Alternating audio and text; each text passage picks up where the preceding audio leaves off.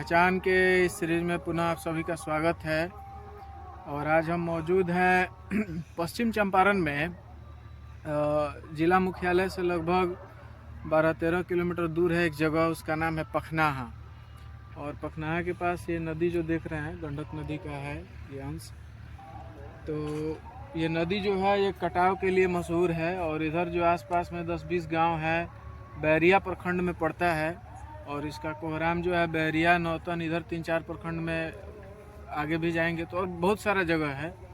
इसका ठीक ठाक कोहराम रहता है। बाढ़ के दिनों में त्राहिमाम मचा देता है ये नदी। एक छोटा सा चीज़ आपको मैं बताऊंगा, वो आपको नदी के बीचों बीच, अभी लगभग शाम के 5 बजे हैं, नदी के बीचों बीच कुछ गायें हैं।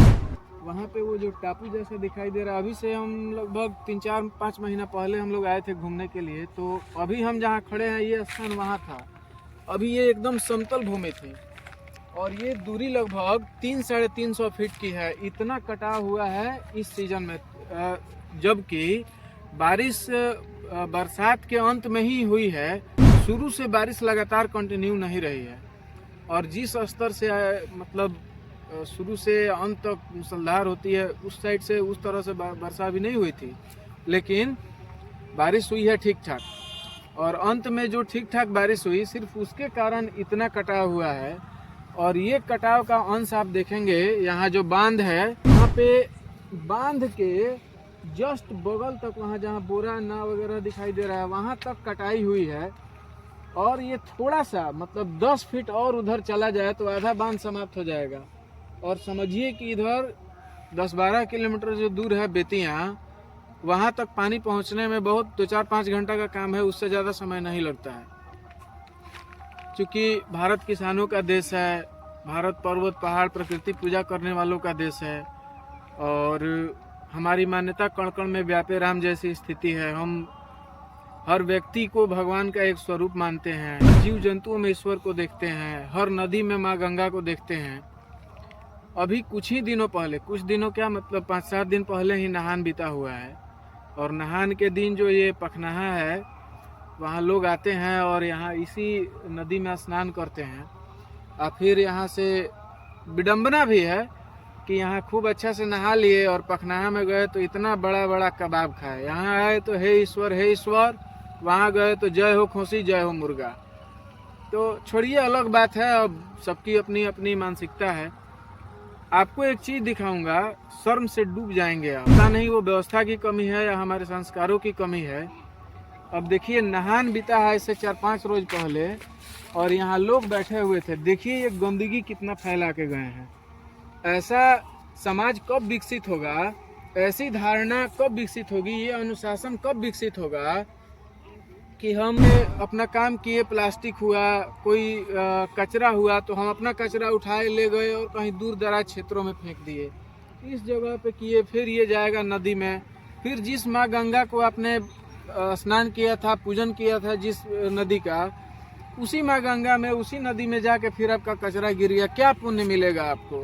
काहे के लिए पुण्य मिलेगा? यहाँ से जाके कबाब खाते हैं, यहाँ आए तो जय हो माँ गंगा, जय हो प्रकृति के पूजक हो जाते हैं। 1 किलोमीटर है यहाँ से पखनाहा, वहाँ पे जाते हैं, मुर्गा को कटवाते हैं, खोसी को कटवाते हैं। क्या प्रकृति का पूजा होता है? इसी तरह तो भारत में होता है। सबसे अधिक पूजा पाठ, धर्म कर्म यहीं पे है। सबसे अधिक विडंबना की काम भी यहीं पे होते हैं। तो ये जो गंदगी पसरा हुआ है, ये कहीं ना कहीं हमको इस पे सोचना चाहिए, इस पे सुधार करना चाहिए। हम जहाँ जाते हैं, स्वाभाविक बात है कि हमारे साथ प्लास्टिक भी जाएगा। हम जहाँ रहेंगे थोड़ा बहुत कचरा भी फैल सकता है। तो हम जाते समय हमने सबको एकत्रित कर लिया, अलग अलग जगहों पे जाके उसको डिकम्पोज किया, उसको नष्ट कर दिया। एक जगह इतना तो दिखाई नहीं देगा। हो सकता है ये नदी में नहीं भी जाए। जिस भाई का भी ये खेत बनेगा, इस पे अभी गेहूं रोपेंगे या दूसरा कुछ चीज़ की रोपाई होगी, क्या होगा उसके बाद में, आप बताइए। बहुत गलत बात है। देखिए वहाँ जो हम देख रहे थे गायें जो हैं, अब वो गाय को जो है वहाँ चरवाहा भाई ने उसको चला दिया और गाय जो है वहाँ तैर के अंदर के तरफ से जाएंगी वहाँ पे। तो उम्मीद करते हैं कि आप लोगों को भी अच्छा लगा होगा और आप लोग भी आएंगे, स्नान करेंगे। कार्तिक महीना में छठ के 9 या 10 दिन बाद यहाँ पूजन शुरू हो जाता है। उसी दिन यहाँ लोग नहान में आते हैं, स्नान करने आप लोग भी आएंगे। और जो लोग भी आएंगे, जहाँ तक ये वीडियो जाए, तो सबसे हाथ जोड़ के विनती है कि कचरा नहीं फैलाएं। यहाँ हो या जहाँ हो, आप जाएं, आपका कचरा है, उसको नष्ट करना, उसको डिकम्पोज करना या किसी तरह से उसको निपटाना आपकी जिम्मेदारी है। उनके जो भाई बंधु हैं, सलाम है उनके साहस को।